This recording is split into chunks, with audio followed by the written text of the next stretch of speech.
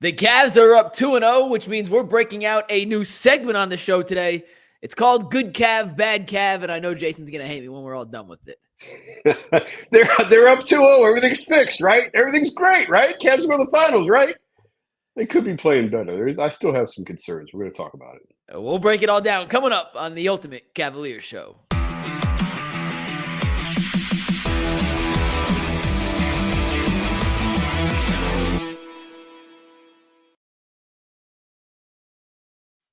What is up, ladies and gentlemen? Mikey McNuggets, Jason Lloyd, as always, for another edition of the Ultimate Cavaliers Show. Jason, rewind 1 week. We previewed the Cavaliers Magic first round Eastern Conference playoff matchup. We talked about all the things we thought could unfold. We talked about the matchups. We drafted the 10 best players. We talked about Orlando's shooting woes, but I'm not quite sure either of us thought they would shoot this poorly. We'll talk about that in a sec. But I want to start with something a little bit. But go ahead. What'd you say? We should have known. We should have known. Yeah, we should have known. But just like everybody, we make our mistakes. We'll see what happens in Orlando. That can change everything. But we're going to start with something today, a little bit bigger picture. Coming out of the series against New York last season, Jarrett Allen said the lights were too bright. The Cavs got beat and battered on the boards, and they left that series not just being looked at by Cleveland fans, but being looked at on a national stage as, frankly, a soft basketball team. The Knicks out-physicaled them, they out-toughed them, and that was something we knew could not change. That perception and narrative could not change without a strong showing in the postseason. So it's 2 games, and granted, there's still a lot of postseason basketball to play, but up to this point, through 2 games, Jason, have the Cavs done enough to shed that soft label? Have they done enough? I don't know, but they've done everything they can, right? Like, I think that they're going to face, if they advance, they're probably going to face some more physical, veteran, playoff-tested type teams where I think we can definitively answer that. But they've cleared every hurdle to this point. I mean, Jarrett Allen has been the best player for the Cavs in this series as far as I'm concerned, even better than Donovan. Donovan's had some terrific first quarters, but Jarrett's been steady. I mean, 20 rebounds last night, just absolutely shutting down Orlando on possessions. You get one look and you're done and you're out. He's been fantastic, and he's really answered the bell. And I give him a lot of credit because, I think toward the end of the season, he said, we can't, there's nothing else to say about it. You just have to go out and do it. And he's done that. It's been, I think we were a little concerned. I know I was about Orlando's size inside because they are big and they're physical. And obviously coming off of last year, it was fair to question how Jarrett and Evan would respond to that, even Evan more so than Jarrett. How would they react to that? And the answer for Jarrett, for sure, is a resounding success. He's done what he wanted to do inside. He's operated effectively. And, go back to game 1. Was happy to see Isaac sort of give the bump to Wagner after he who did he shove? I don't remember. We've referenced it multiple times. Mobley. So he gives him like the forearm shiver almost into the stanchion. And it's like Darius tried to step in front of him or whatever. And it just felt like, man, somebody do something. At least acknowledge that just happened and somebody knocked your teammate down. Somebody acknowledge it and do something. And Isaac was the one that really and all it was just a bump of, hey, we're here. Like, you don't want to do anything stupid. You don't want to get yourself tossed from the game or hurt your team with technicals, necessarily. I know he did get a technical on it, but just let them know, hey, we're not going to tolerate that. Like, this is not who we are. And I think that they've done a nice job of answering to this point. There are much, much stiffer challenges ahead in what we're talking about, but they've cleared the hurdles thus far. Yeah, 2 games won't erase an entire playoff series from our minds. But we can't evaluate an entire series when they've only played 2 games. So we're going off what the information we have in front of us is. And Jason, to your point, and I agree, Jarrett Allen in particular has done literally everything he could to kind of rewrite the narrative. I have some numbers for you I'll get to in a sec, but I do want to point out that every time we've spoken to Jarrett over the last month, he's acknowledged the fact that he understands the way the league perceived him and his teammates following that loss to New York. And he said, and he's very open to a fault about it, hey, we didn't play well last year. We got bullied. I said what I said. We can't change that unless we go out and play well enough that everyone else changes their opinion of us. And through 2 games, he's done just that. Jason, these are Jarrett Allen's, a couple of his stats against the Magic in 2 games. He's played 74 minutes. He has 38 rebounds. He's been to the free throw line 14 times, right? Wow. Yeah. 2 games, 38 boards, 14 free throw attempts. In 5 games against the Knicks last season in the playoffs, Jason, he had 37 rebounds. He has more rebounds through 2 games in this series than he had the entire 5-game series against New York. In 120 fewer minutes, he also has 8 more free throw attempts, which shows you his willingness to take contact down low. Yeah. His unscaredness or unafraidness to attack Paolo, Wendell Carter Jr., Jonathan Isaac, whoever it is, he's not going in there scared. He's going looking for contact and, frankly, looking to finish through contact. He's playing as tough as anybody. And I think it's not just Jarrett, it's Evan, the whole team. George Niang getting the technical in game 1, 2, after I believe it was Franz Wagner ran into Donovan on the fast break. It's little things. And you talk about toughness. I had my concerns that in the paint, Orlando might be able to have their way just because of the size and the pure physicality of their bigs. Jason, last night, Jonathan Isaac and Wendell Carter Jr., who are both 6'10" in their own right? 6'10" foot. They were a combined 2 for 14 from the floor and 1 of 13 from 3. The Cavs forced 2 5s for the Orlando Magic. They're 2 5s, Isaac and Wendell Carter Jr., to take 1 field goal inside the 3-point line. Do you know what that tells me? They're scared to come and try and score over Jarrett Allen and Evan Mobley. You talk about a role reversal from last season where like Mobley and Jarrett Allen were allergic to the paint. It was like the kid you had lunch with in kindergarten who, God forbid, you brought a peanut butter sandwich around him. He had to get an EpiPen and get sent to the nurse's office. That's what it looked like with Jarrett and Evan in the paint last season. In this playoff series, you got Wendell Carter Jr. and Jonathan Isaac essentially turning into Jetty Osman and Danny Green from last year and shooting the exact same damn percentage. And guess what? Those guys are 7 feet tall. Osman and Green were not. The Cavs through 2 games have been the more physical team. They've been the more aggressive team. They've been the more composed team. And all of that adds up to shedding the soft label. It's going to take more than 2 games. I fully understand and comprehend that. But up until this point, Jason, I'm not quite sure what more the Cavs could do or what more I would want them to have done through 2 games to prove that this team has a different mindset and mentality in this postseason than they did last year. And part of it is you just have to go through it. Like, that's what last year was about. And, I wrote something for tomorrow on just sort of the truth that is being revealed to Orlando is what Cleveland had to go through last year, just in terms of the first playoff series, what it's like, the lack of shooting, and how much that can just cripple you. It's like a python. The Cavs defense is just like a python wrapping around the Magic, around its neck, just because they just don't have the outside weaponry to match these guys shot for shot. So, Orlando will be better for it next year for going through it, and maybe they can find a team to pick on. That's the first time. Maybe Charlotte makes a big surge next year and emerges, and Orlando picks on them, sort of like the Cavs, like, sorry to do this to you, but this is what happened to us last year. Now it's time for you to take your medicine too.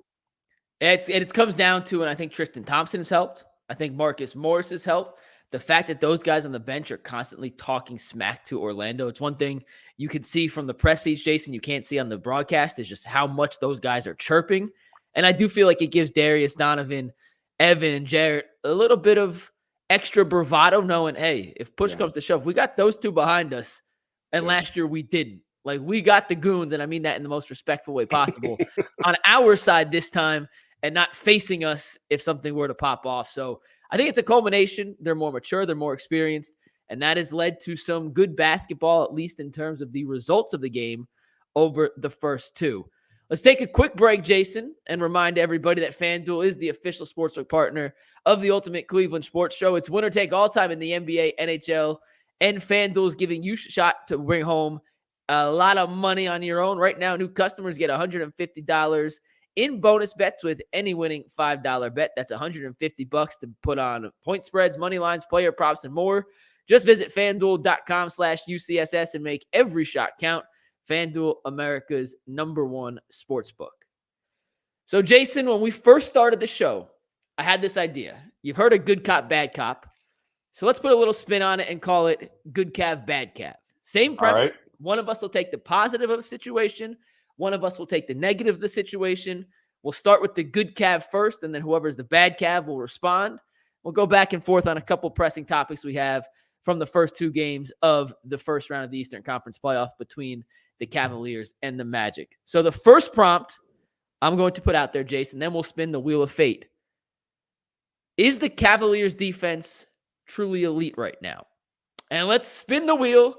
And Jason, whatever it lands on, that's who you'll be. I'll take the opposite, okay? So right. Question number 1, is the Cavaliers defense right now truly elite?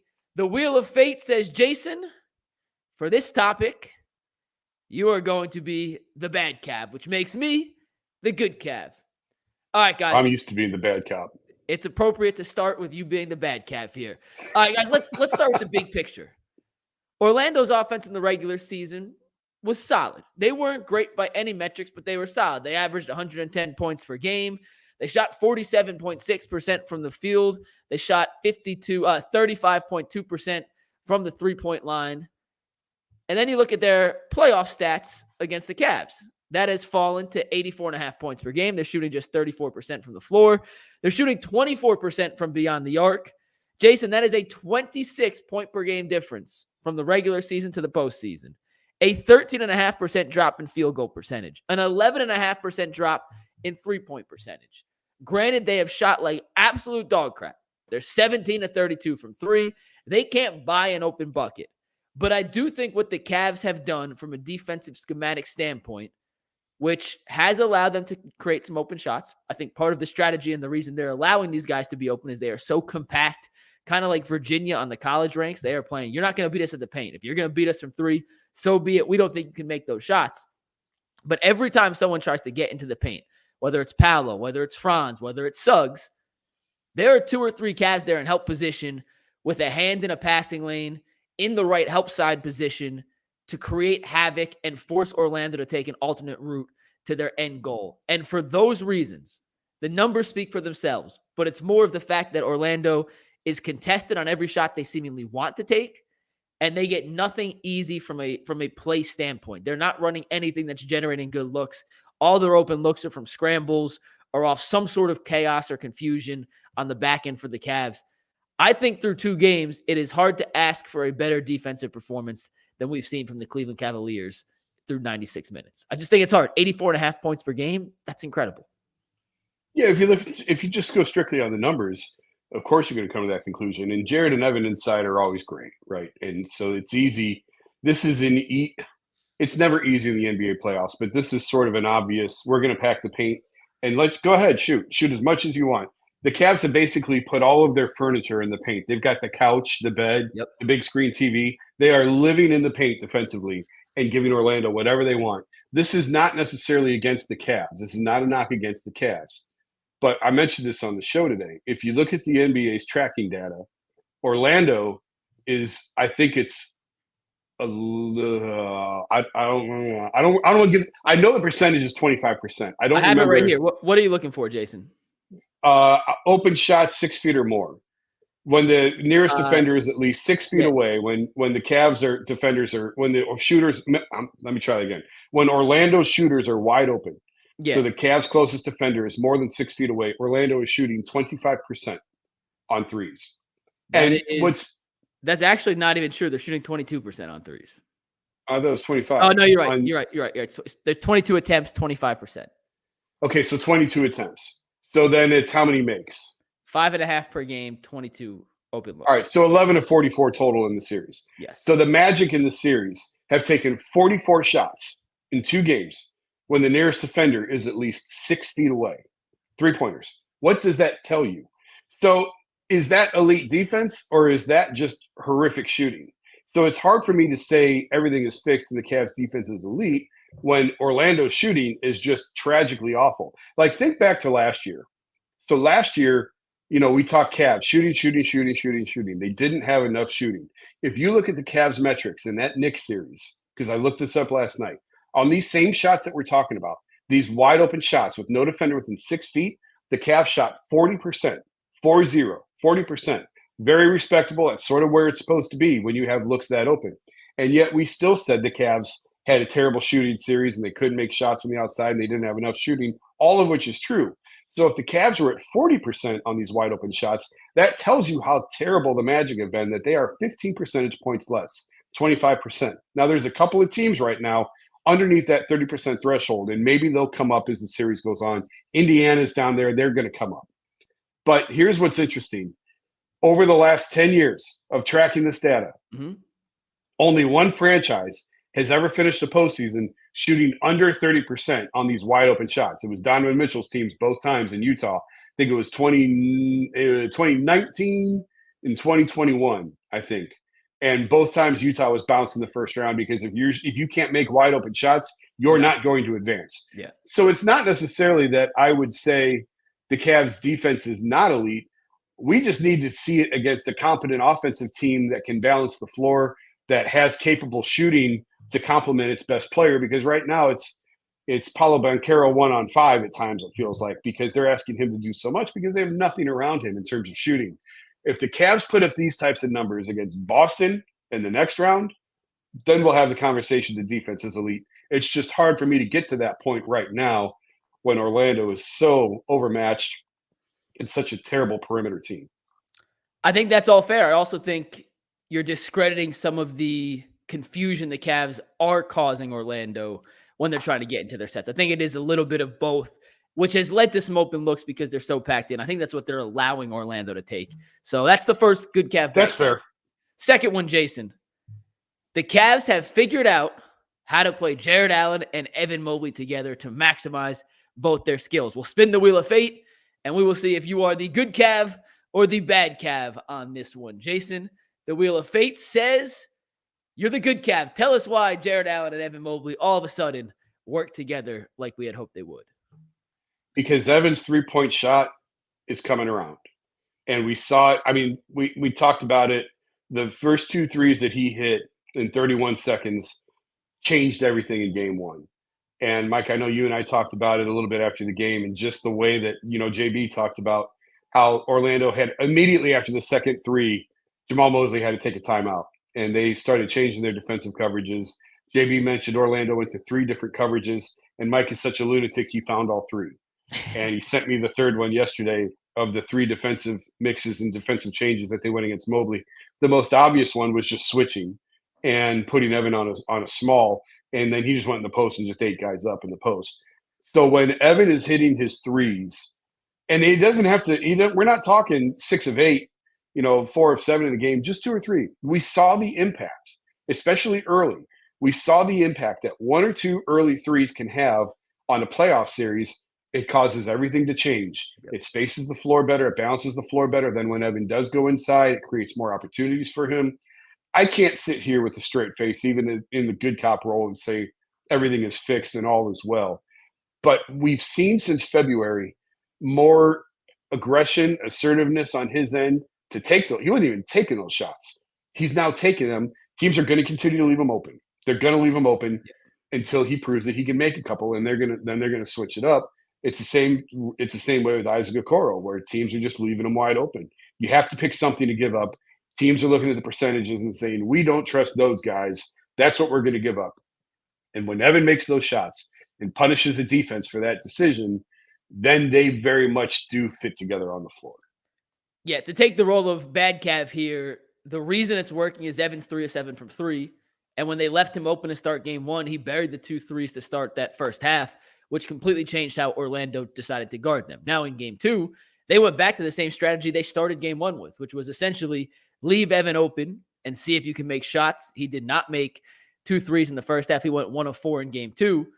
But the fact he is shooting those shots makes a difference. I was going through the tracking data, Jason, because I was curious, when those two were on the court, how is the Cavs' offensive rating compared to other 2-man combinations? And NBA.com does a good job of giving you exactly when player X and player Y are on the court together, what's their offensive rating, what's their defensive rating, and how does that compare to other 2-man pairings through 2 games in the playoffs. So of 2-man pairings who have played at least 5 minutes together, so small sample size to big sample size, but at least 5 minutes.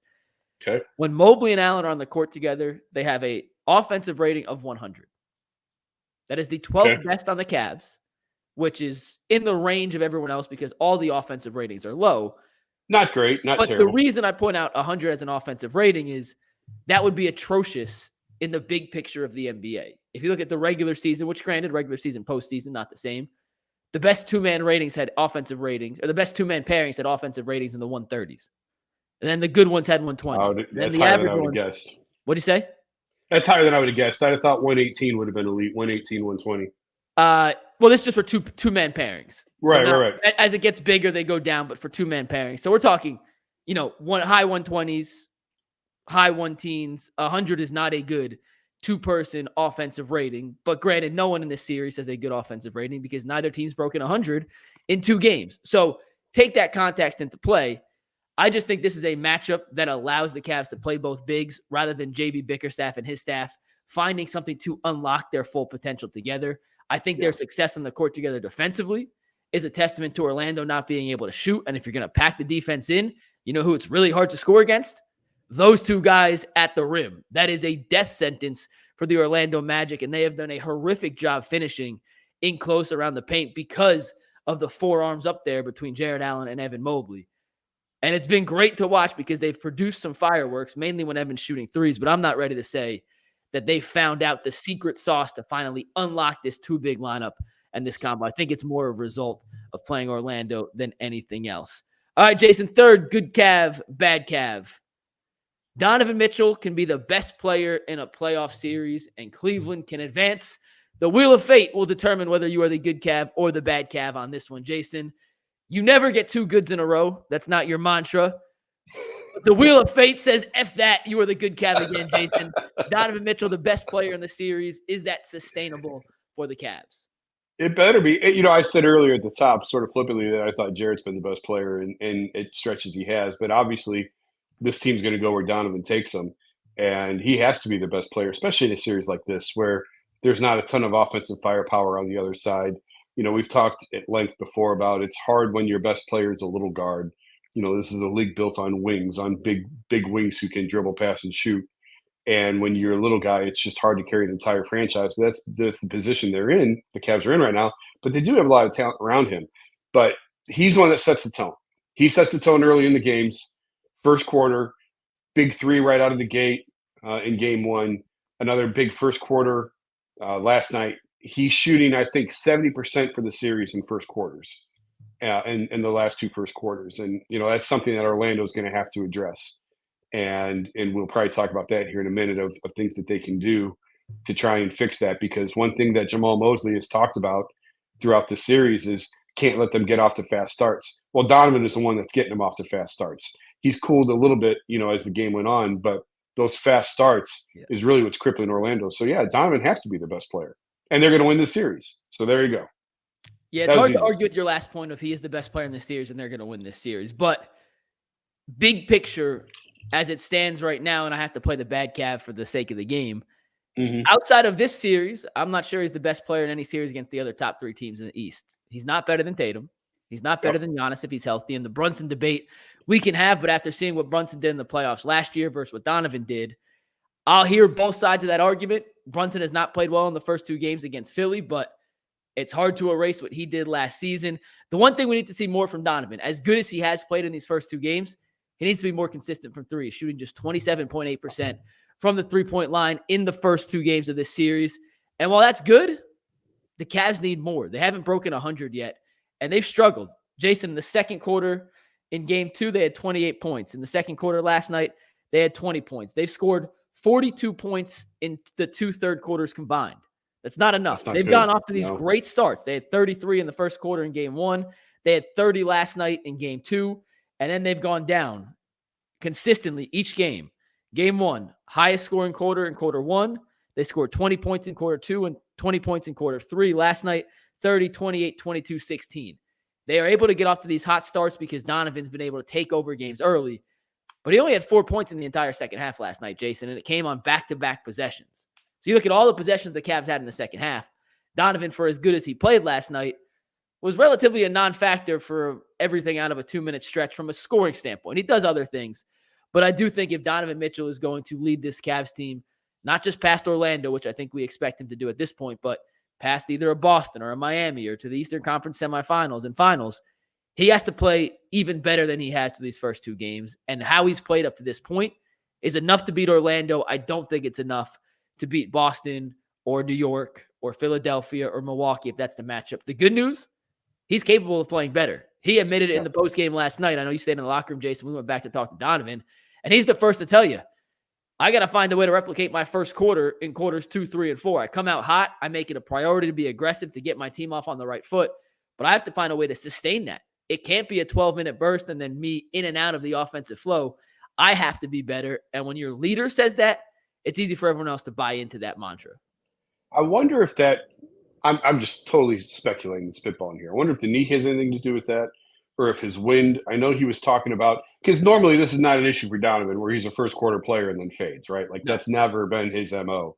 But he said, if you go back toward the end of the regular season, the game when Darius hit the three to win – and yeah, I think it was that game. Yeah, I think it was that game where he just said, like you said, I was exhausted. He told you he was gassed. Yeah, he told me he was just flat out exhausted. So he was happy to see Darius take that shot because he didn't have anything left. And then they've had 10, 12 days off without a game since then. So I just, you wonder if he was gassed at the end of the regular season at the end of games, if because of the knee and because of how much time he missed, maybe his conditioning isn't quite where he's used to having it at this point in the season, or maybe the knee's still hindrance. I don't. He's not going to admit it, even if it is the knee. Yeah. But that's just something that popped into my head as you were talking about that. All right, last one here, Jason. Last good Cav, bad Cav. One more spin of the wheel. The statement is the Cavs are playing well offensively. Jason, will you be the good Cav or the bad Cav? 3 in a row would definitely break the system. So I'll know Jason rigged this if he gets good Cav again. And Jason's the bad Cav. Okay. There we go. All is right. Listen. Bottom line, the Cavs have played okay offensively. They haven't played good enough. And I think I'll go with this. But here's what I want to point out. The point per game total is not the end-all be-all. You can generate good looks and you can miss shots. The Magic should be scoring more than 84 points a game. The Cavs should be scoring way more than 94.5 points per game. You go through that same tracking data, Jason. 50.3% of the Cavaliers' field goal attempts in this series have been considered either open or wide open, according to the NBA tracking data. That's within a defender 4 to 6 feet off or 6+. So 4 feet of separation between the shot and the defender. Half of their shots have been considered open. They're not shooting good enough on those shots. I got the numbers for you right here if you really want to know. On open shots this series, they're shooting, and this is crazy, I'm not kidding you, they're shooting 25% on mid-range shots with 4 to 6 people, and then 50%, on mid-range shots when they're wide open, and they're shooting 12.5% from 3 on regular open threes. They're 43% on wide open threes. So when you add those together, they are 16 of 54 from beyond the arc on open threes. It's not 17 of 72, but they're not shooting well enough. The good news is they're getting the shots they want. And unlike Orlando, Jason, where I think it's a byproduct of how Cleveland is guarding them, I think the Cavs have generated a ton of open looks and just haven't made them. Donovan Mitchell's only averaging 3.5 assists per game. If guys had made open corner threes, that number would be way higher. Jason, on open corner threes, the Cavs are 1 of 16 this series. 1 of 16. Terrible. That's not good enough. George Niang is 0 for 7. Max Strus is 2 for 10. These guys have to make those shots. So I do think the Cavs are generating plenty of looks that they would consider quality looks. They're just not converting them. So I do think the Cavs offense has played a little bit better than maybe the big picture has looked. They have to cut down on the turnovers. It's been far from perfect. But I look at the shot quality over the total point quantity, and I think the shot quality indicates they're getting some pretty good looks against a tough Magic defense. You're a terrible good cop because I think you just basically made my case of why they're struggling so badly on offense. They lead all playoff teams in turnovers per game right now, and obviously we still have tonight's games to go to get the rest of these series to a second game. But to this point, I think it's 16.5 turnovers a game that they're averaging, and it's not just the backcourt. Darius last night, 4 turnovers, 4 assists. That's not a good ratio, obviously, for your point guard. There's still times he's shooting it better. Darius is shooting it better, and JB's talked about he's really liked that he's stepping into those. Orlando's going underneath on the screens a lot of times. That means they're going behind the screener, and they're giving Darius that extra foot or so to shoot. And Mike is better at explaining this than me, but you go underneath the screen to cut off the drive, but you leave open the 3-point shot. You're basically daring him to shoot when you do that. And Darius is shooting it well from 3 for the series. That's an encouraging sign. But it's some of the other parts of his game that still are hit and miss that need to come around. Donovan has to play better. We talked about it. He has to shoot it better. You mentioned Yang. He's 0 for 8 in these 2 games. And even because they're up 2-0 in the series, he was making fun of himself last night in the locker room. He was actually hysterical. He was saying, "Bang, bang, can't make a thing." And he said, if anybody's got the answer, I'd love to know it, because he just can't make a shot. And Max Strus, those were the two big free agent signings. Imagine if they were down 0-2 in the series, we would be destroying Strus and Yang and, these big key free agent acquisitions. And they aren't helping really at all on the offensive end. But Orlando's been so awful that it just goes unnoticed. You don't even notice it. Now, the good news is, obviously, this team is capable of playing much better than what they have on the offensive end. So that's the good news. If they clean up some of these turnovers, and some of that's a credit to Orlando. This is the way that they like to play. They're going to force turnovers. They're going to force you into bad shots. So not all of this is on the Cavs. The wide open looks, that's on the Cavs. That's just flat out missing point blank looks. But some of this other stuff that we're talking about, certainly you give Orlando some credit for that. But Boston's really good too, defensively. So if you want to look at the glass half empty, it's that this team ain't playing that well. And they're lucky to be playing an inferior opponent that's going through this for the first time. And if you want to look at the glass half full, it's, hey, this team ain't playing that well, and they got a lot of room to grow and some time to get there.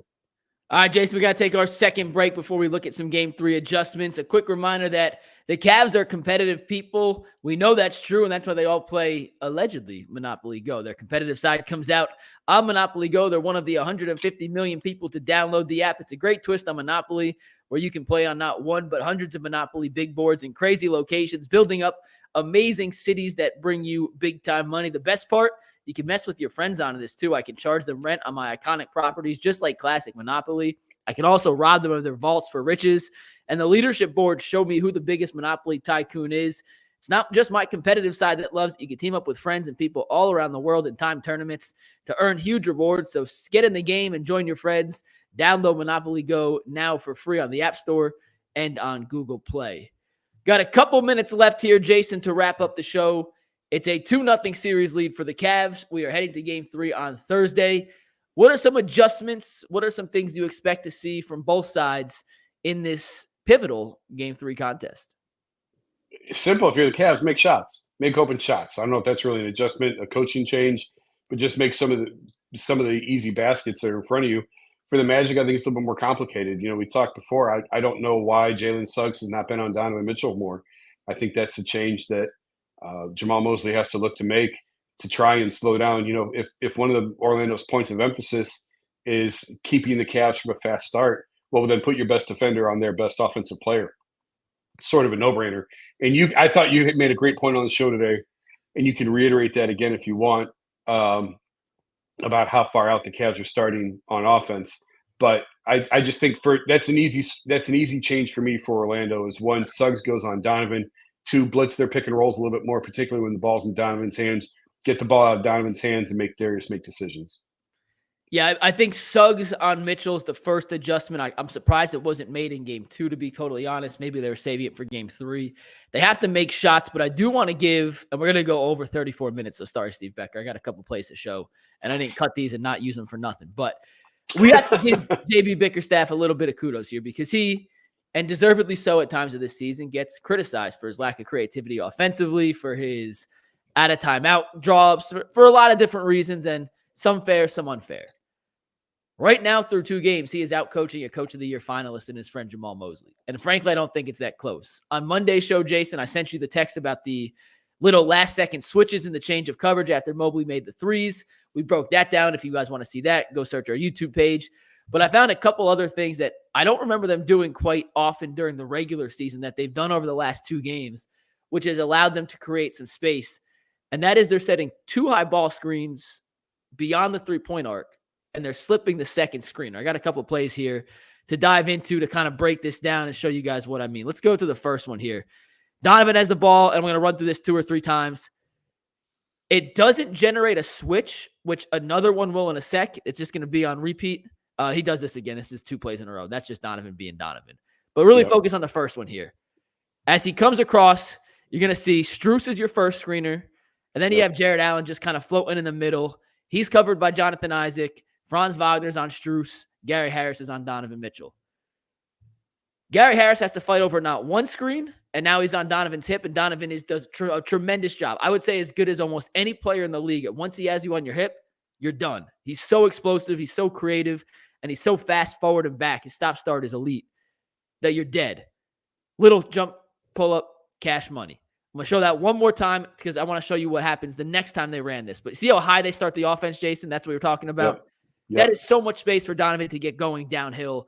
And Jonathan Isaac, who's a great defender, is standing flat-footed with Donovan coming downhill. I'm going to take that matchup 10 out of 10 times. It doesn't create the switch, but it puts Gary Harris in a tough decision on how to guard him. And it also, and watch Franz Wagner on this, Jason, because he's the one that gets caught next time. Yep. Looking around like, what do I do? Do I help? Do I go down with Allen? Do I stay out with Strus? So that's the first play, right? Let's go to the second one. This is where it does cause a switch. Same two players, except this time you have Paolo Banchero guarding Jonathan Allen. You have Wagner on Max Strus, and you have Gary Harris guarding Donovan Mitchell. It's set high. There's a ton of space, and this is going to cause a switch here. You have Gary Harris switch on to Jarrett Allen as he rolls to the bucket. Big on little. You have Paolo Banchero trying to guard Donovan Mitchell, and Wagner sticks back with Max Strus. They slip that second screener to create the switch, as opposed to just having Paolo Banchero roll with with Jarrett Allen, or even Franz Wagner, who's 6'10". Now, Mitchell's going to miss the step back here, but it's the premise of the offense of creating the look you want. You slip that second screener because now Gary Harris has to force. If Donovan wanted to, that's a lot of space in the paint there, Jason. He takes one more dribble to his left, feeds it down low. I'm taking my chances with Jarrett Allen on Gary Harris in the paint. We saw Jonathan Isaac switch on to Evan Mobley in the first game because Evan Mobley destroyed Cole Anthony in that post situation. I thought they had a chance to do that there with Jarrett Allen. Here's the third one. This is with Darius Garland as your pick and roll ball handler. Another two-screen set. Mobley, the second screener, is going to slip again. George Niang's the key on this play, guys. So George Niang comes back, gets the ball, and goes immediately down and catches a screen here from it's either Max Strus or Sam Merrill. I can't say who that is. George Niang can't shoot right now, so he makes the right play to pass it down, but that's an open jump shot. It's an even better pass down there to Evan Mobley in a one-on-one situation in the post. Mobley makes a little jump hook. When he catches it there, he has to finish. And creating those opportunities by using, and it was Sam Merrill setting that screen, not Max Strus. We'll watch it again from the top. Screener, Cole Anthony's rolling. You have Mo Wagner recovering. He's already one step out of position. Niang catch, quick screen. What does Orlando do? Cole Anthony goes under the screen. That's either a shot, a dump down to Evan Mobley. Little things like that. Just tiny, tiny, tiny adjustments you may miss in the actual flow of the game, Jason. Excuse me. Are generating good looks for the Cavs. And once again, back to their offense, they're missing a ton of shots. I think they're getting a lot of shots they want. And kudos to JB Bickerstaff and his staff for coming up with some creative wrinkles that they didn't use in the regular season to get guys looks in the space they want them to get shots at. Yeah, I don't know that I recall. I mean, I don't pay that close of attention to the double high screen that you're talking about, but that doesn't look like I've seen that very often. Have you? I don't remember seeing it very often in the regular season. That feels like a little wrinkle they were saving to pull out against an aggressive team. That doesn't work if they just switch and trade everything off up top. The fact that Orlando is willing to chase guys over with Harris and Suggs allows you to get a little more creative in who's slipping. So it's not such an easy communication on the defensive side of the ball. Yeah.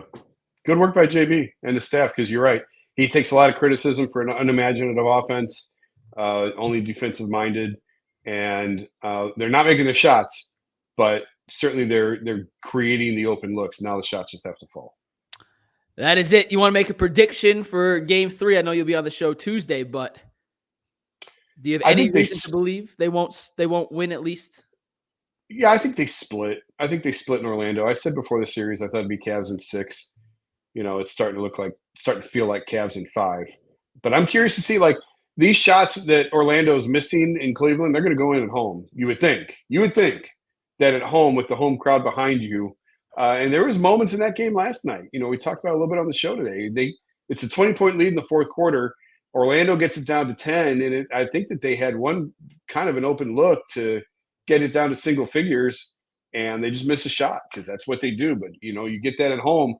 If they get off to a fast start, Jamal Mosley's really preaching fast start, guys, fast start, fast start. If Orlando can get out to an 8-0, 10-0 lead on the Cavs early, it'll be a different game. I think they at least split in Orlando. I'll stick with 6. It's feeling like 5, but I'll stick with Cavs at 6 right now.